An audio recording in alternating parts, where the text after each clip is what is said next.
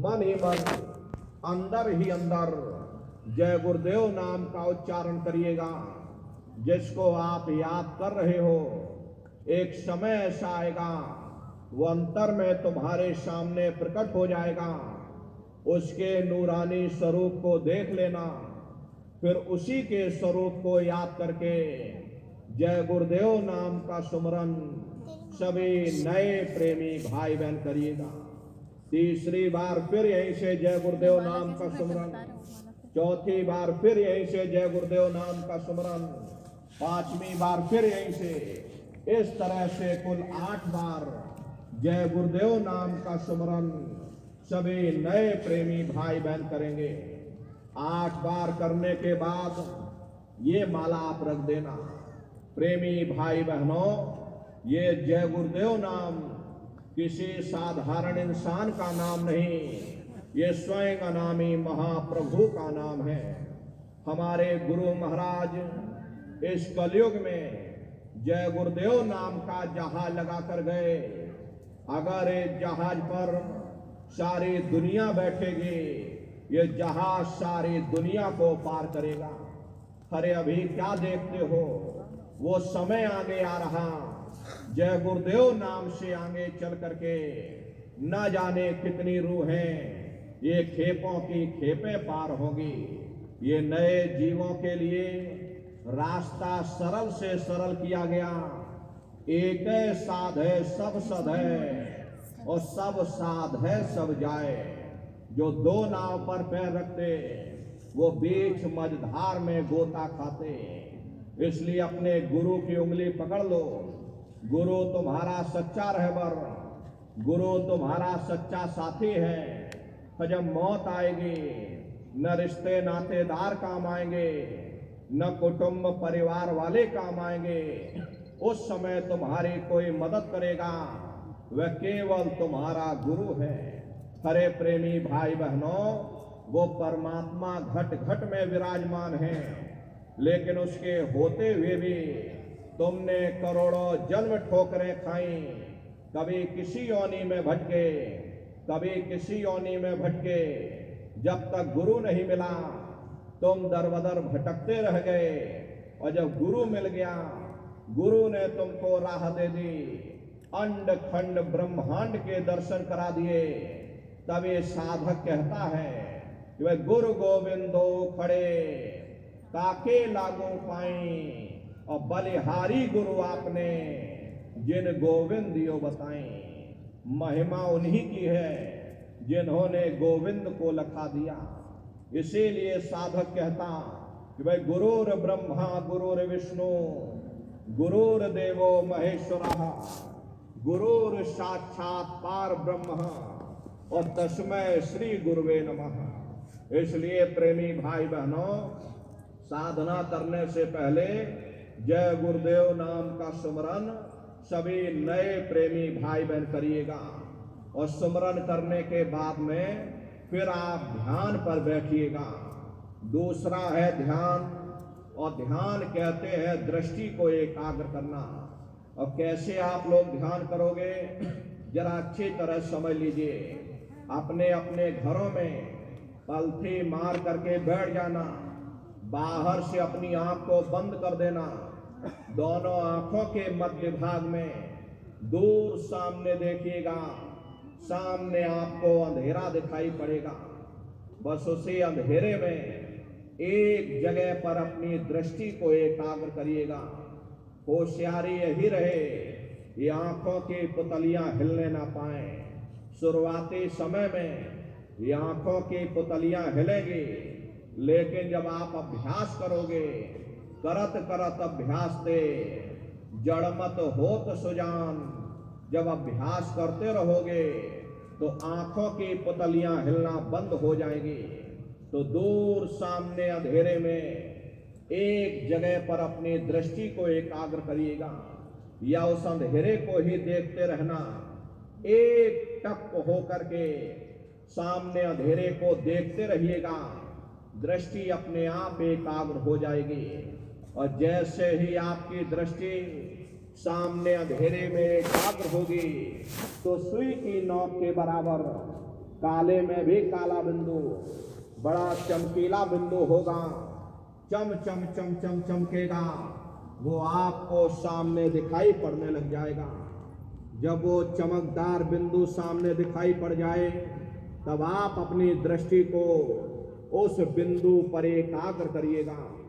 जब आप अपनी दृष्टि बिंदु पर एकाग्र करोगे तो बिंदु के चारों तरफ से बड़ा भारी प्रकाश निकलेगा, चक्र की तरह से बहुरंगी प्रकाश होगा। वो प्रकाश धीरे धीरे बड़ा होता चला जाएगा। साधक इतना मोहित हो जाता कि बिंदु को तो छोड़ देता और दाएं बाएं प्रकाश को देखने में लग जाता। जब आप दाएं बाएं प्रकाश को देखने में लग जाओगे, क्योंकि प्रकाश उस बिंदु से निकल रहा और आपने बिंदु को छोड़ दिया, प्रकाश को देखने में लग गए, तो प्रकाश भी गायब हो जाएगा, वो बिंदु भी गायब हो जाएगा, फिर अंतर में अंधेरा छा जाएगा, फिर आपको उतनी मेहनत करनी पड़ेगी। इसलिए दाएं बाएं बिल्कुल मत देखना, आपका निशाना उस बिंदु पर टिका रहे जिसमें से वो प्रकाश निकल रहा। वही बिंदु दरवाजा है, वही खिड़की है, उसी को हरि का द्वार यानी कि हरिद्वार कहा गया। बहुत विशाल वो दरवाजा, ये संसार कुछ नहीं, ऐसे लाखों संसार इकट्ठे करके एक साथ दरवाजे के अंदर डाल दीजिए, पता तक नहीं चलेगा। इतना विशाल वो हरि का द्वार है। आप उसके अंदर दाखिल हो जाओगे, बहुत बड़ा मैदान आपको दिखाई पड़ेगा। उसी मैदान में जा करके खड़े हो जाओगे तो सबसे पहले आपको अपने सतगुरु के स्वरूप का दर्शन होगा। वो आपकी उंगली को पकड़ करके आगे का सफर तय करेंगे। लेकिन प्रेमी भाई बहनों, सतगुरु के स्वरूप का दर्शन जब होगा जब आप जय गुरुदेव नाम का सुमरन करोगे। यदि आपने सुमरन ना किया, जब आप उनको याद ही नहीं करोगे तो भला वो आपको दर्शन क्यों देंगे। और जब आपको दर्शन नहीं होगा तो आप आगे का सफर तय नहीं कर सकते। इसीलिए जय गुरुदेव नाम का सुमरन आपको सबसे पहले कराया जाता।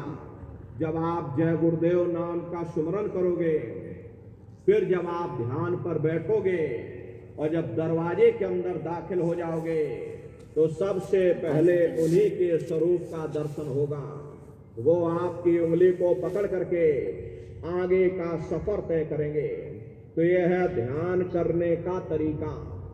एक बार फिर से आप लोग समझ लीजिए कैसे ध्यान करना है। एक बार फिर से समझिएगा। अपने अपने घरों में पलथी मार करके बैठ जाना, शरीर को टाइट मत करना। बहुत से लोग क्या करते हैं कि अपने शरीर को बिल्कुल कड़ा कर देते हैं और शरीर को टाइट करके ऐसे बैठोगे तो शरीर आपका थक जाएगा, फिर शरीर ढीला पड़ जाएगा।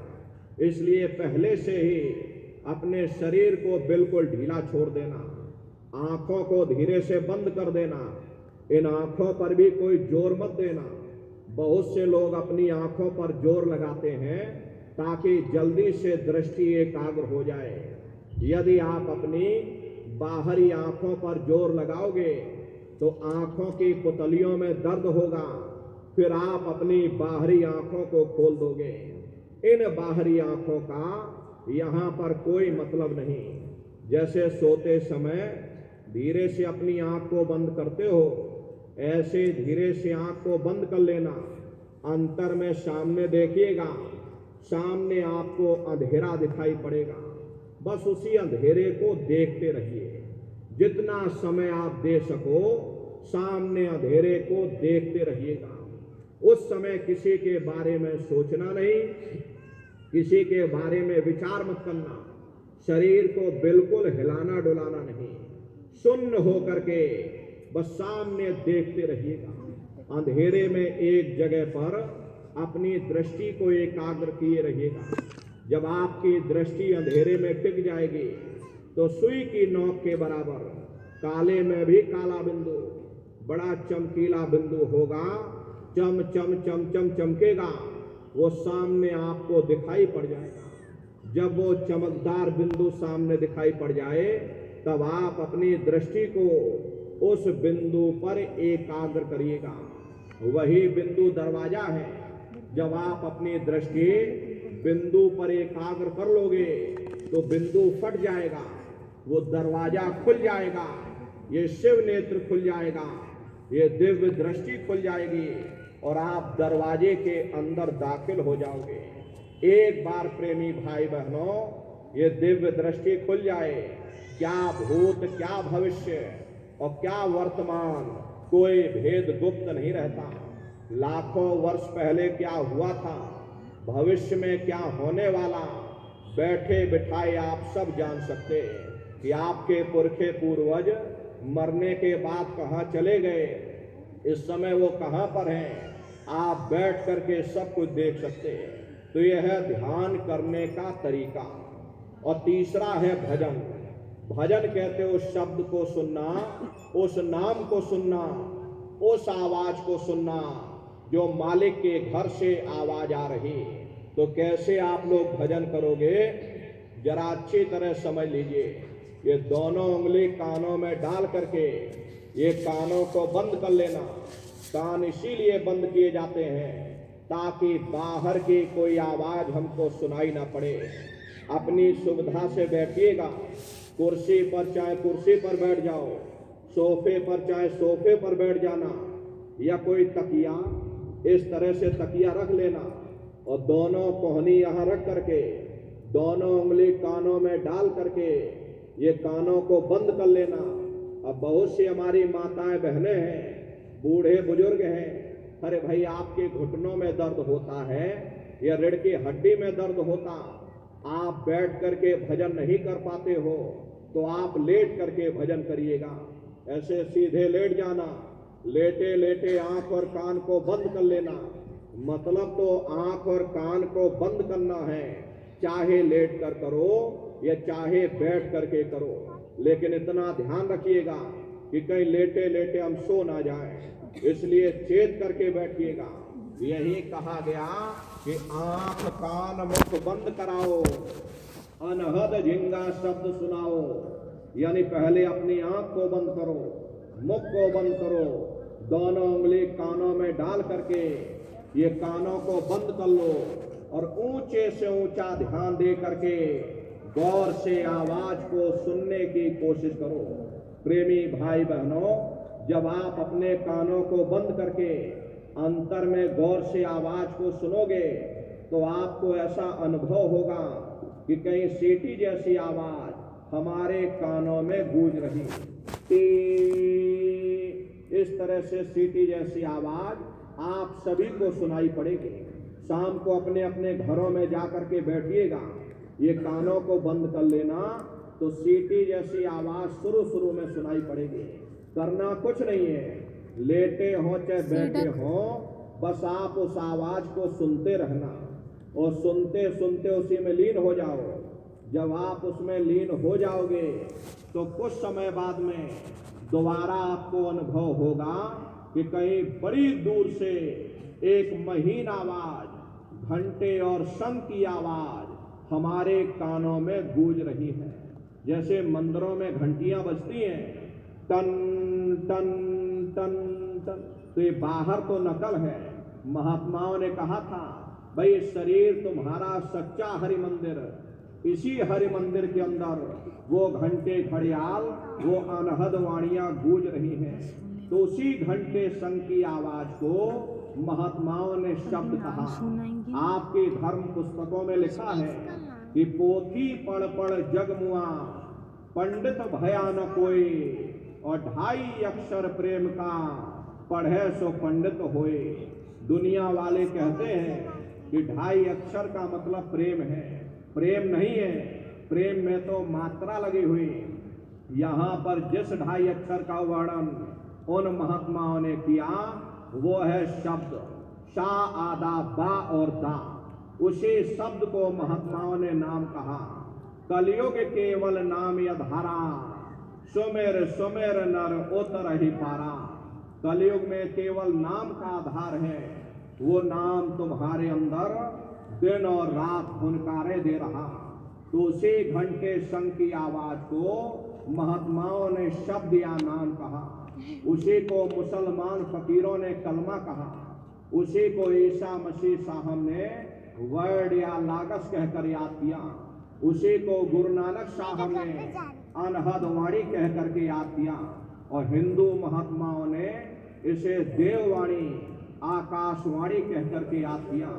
उन अलग अलग महात्माओं ने अपनी अपनी भाषा में हम लोगों को समझाने की कोशिश की है कि भाई वो घंटे शंख की आवाज तुम्हारे सबके अंदर गूंज रही, वो आपको सुनाई पड़ेगी, लेकिन शुरुआती समय में आपको ऐसा मालूम पड़ेगा कि कहीं बड़ी दूर पर घंटियां बज रही, टन टन टन टन, लेकिन सुनाई हरेक को पड़ेगी। प्रेमी भाई बहनों, जब घंटे शंख की आवाज आपको सुनाई पड़ने लग जाए, तब आप सीटी की आवाज को छोड़ देना और घंटे शंख की आवाज को पकड़ लेना, उसको आप सुनने लग जाना। जब आप उसको सुनने लग जाओगे तो वो आवाज धीरे धीरे बढ़ना शुरू होगी, और बढ़ते बढ़ते इस कदर बढ़ेगी कि आपके रोम रोम में घंटे और शंख की आवाज गूंजने लग जाएगी। बड़ी घनघोर आवाज होती है, बड़ी मधुर वो आवाज होती। ये जो दुनिया के संगीत आप सुनते हो, उस रूहानी संगीत के सामने ये दुनिया के संगीत कुछ नहीं है। जब आप उस रूहानी संगीत को सुनोगे, इतना भारी आनंद आपके ऊपर छा जाएगा, इतनी खुशी आपको होगी, ऐसा नशा आपके ऊपर चढ़ जाएगा कि आप सारी दुनिया को भूल जाओगे। हरे प्रेमी भाई बहनों, शंकर भगवान को वही नशा चढ़ा था। शंकर भगवान कोई गांजा भांग नहीं पीते थे। ये तो हमने आपने शंकर भगवान को बदनाम कर दिया कि शंकर भगवान गांजा भांग पीते थे, चलो हम भी गांजा भांग पिएंगे। लेकिन ऐ नारियों, शंकर भगवान ने कभी गांजा भांग नहीं पिया। शंकर भगवान जिस नशे में लीन रहते थे, वो नाम का नशा था, वो ध्यान का नशा था, वो भक्ति का नशा था। जब आप उस आवाज को सुनोगे तो आपको भी वो नशा चढ़ जाएगा, क्योंकि उस आवाज में चुंबक है।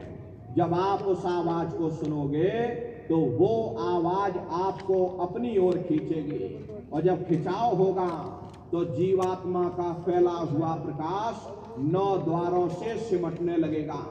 अब ये 9 दरवाजे कौन कौन से?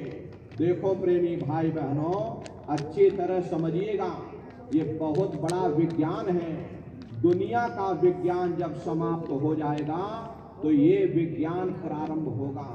तो 9 दरवाजे कौन कौन से हैं? 2 आंख, 2 कान, 2 नाक के सुराख, 1 मुंह और 2 मलमूत्र का रास्ता, ये शरीर के 9 दरवाजे हैं। सबसे पहला दरवाजा गुदा चक्र आता है। गुदा चक्र में गणेश जी वास करते हैं। गणेश जी वहाँ के मालिक हैं। ये 4 दल का कवल है। यहाँ पर पृथ्वी तत्व पाया जाता, उसके ऊपर इंद्रिय चक्र आता। इंद्रिय चक्र में ब्रह्मा जी वास करते। ये 6 दल का कवल है।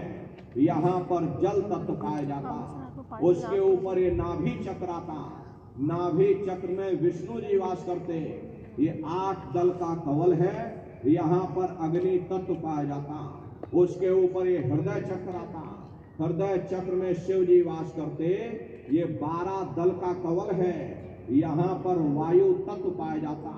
हरे वास तो वो ऊपरी मंडलों में करते हैं, लेकिन उनका प्रकाश, उनकी किरणें इन चक्रों पर पड़ती हैं। उसी के ऊपर एक कंठ चक्र आता है। यहाँ पर आद्या महाशक्ति की किरणें पड़ती है। ये 16 दल का कवल है। और आप सबसे ऊपर, तुम्हारी जीवात्मा सबसे ऊपर दोनों आंखों के मध्य भाग में बैठी है, जहाँ पर देवियां बिंदी लगाती हैं और पुरुष जहाँ टीका लगाते। ये बिंदी और टीका यहाँ पर इसीलिए लगा जाता क्योंकि यहाँ जीवात्मा बैठी है, उसका श्रृंगार किया जाता। तो ये 10वां द्वार है, जहाँ पर जीवात्मा बैठी हुई इसी 10वें दरवाजे पर बैठ करके जीवात्मा